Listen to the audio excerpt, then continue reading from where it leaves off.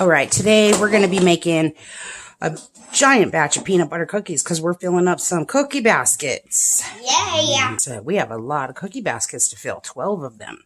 So you're going to want to start with 4 sticks of butter, softened. We left these at room temperature overnight to make sure they were extra soft. And we're going to want 2 cups of packed brown sugar. That equals 1 pound of, light brown sugar. So you got 1 pound of butter, which is 2 cups, 1 pound of light brown sugar, which is 2 cups, and 1 pound of white sugar, which is also 2 cups. Thank you, Chloe. And now we're just gonna, you can use a stand mixer if you'd like to, but the hand mixer gets the edges a little bit easier. So we're just gonna use the hand mixer today. And cream your butter and sugar together really well. The better you mix this, the better your cookies will be. And then you won't get, they kind of get sandy if you don't mix the butter and the sugar together enough. Just going to make sure that that's really, really mixed together. And the longer these sit in the fridge before you cook them, the better. So you've got 3 or 4 days that you can refrigerate them or freeze them, and then they just gets that sugar broke down while they're in refrigeration mode. When we're done with these, we're going to put this into a gallon-sized Ziploc bag. This makes almost 1 gallon until the day we're ready to start cookies. We don't want our cookies to go stale or get dry before we pack those cookie baskets. Yes. All right, once you got that mixed in really well, can you dump in the vanilla, please? We're going to add 2 tablespoons of vanilla. Yep. And then we're going to need 4 eggs. Can you crack those into here? Okay. All right, and then we're going to add in 4 eggs. And Chloe is going to go wash her hands. Yeah, because you had egg on your hand, baby. Eggs are yucky. All right, and then you're just going to mix the egg and vanilla in.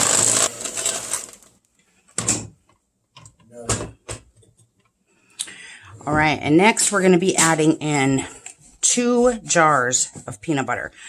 This is all equivalent of 2 pounds of peanut butter. Each one of these 1 pound jars is almost 2 cups, just slightly shy of 2 cups. Do your best. We're going to add 1 jar of peanut butter at a time. We're going to blend this one in, then we're going to add the second one. I made a mess out of the blender. Grandma made a mess again.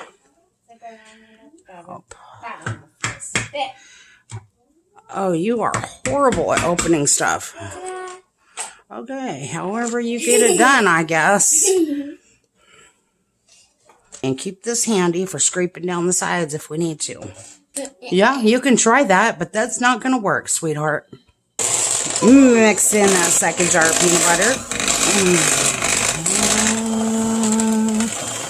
Now that you got that all incorporated together really well, and that's okay on the sides, we're still going to be doing some mixing. Now we're going to need a very large bowl. Yes, a very large bowl. We've got 5 cups of flour in here. And now we're going to be needing 4 teaspoons of baking soda and 2 teaspoons of salt. Oops. I don't know why I unplugged it like we were done. I'm not smart. Okay, and then you're just going to use, you don't need to worry about washing your beaters off either. Use the beaters to mix that together really well. But we're just going to spoon this mixture in here. Oh, look at all that flour dust.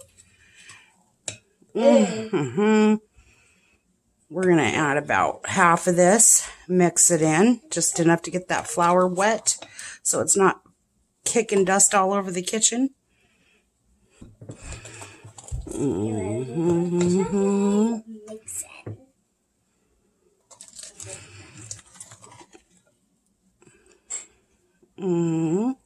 One more scoop, that should be about half. Now we got this good crumbly mixture here. We'll add the rest. That's a lot of cookies. Because we have a big bacon. Yes, we do. Okay, now we're just going to mix this in. It's much easier to mix with your hands.